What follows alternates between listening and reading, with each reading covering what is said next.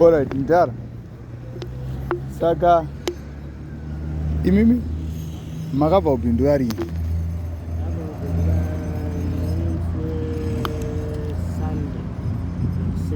Musi weSunday ipi?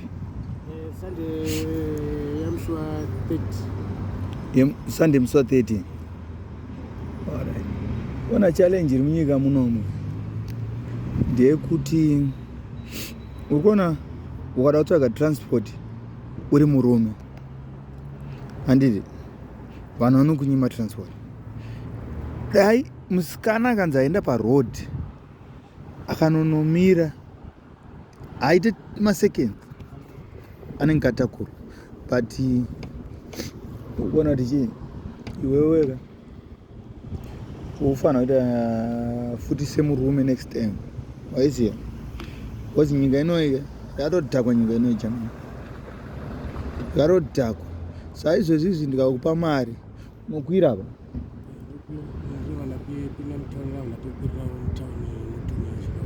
alright. Hatidi munhu wokuti ukamupa mari, handiti okumbira mari achiti anoda kubatsirwa kana kuti oita masigns ekuti anoda kubatsirwa, asi achiti akapiwa mari anenge akuto ndozi kuti asa vanhu vakawanda kuti vabatsirwe munyika muno. Inyaya yekuti munhu anenge achifungidzira kuti akakupa mari wakuto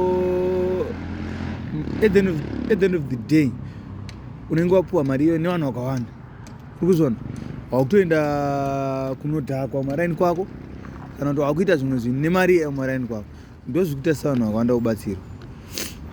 Plus isusu varume tagara isusu takaomeserwa munyika muno, because ari mukadzi ka pamwe dai akasvika kumba musi iwoyo vanhu vakangoda kukumbira sex, uzona.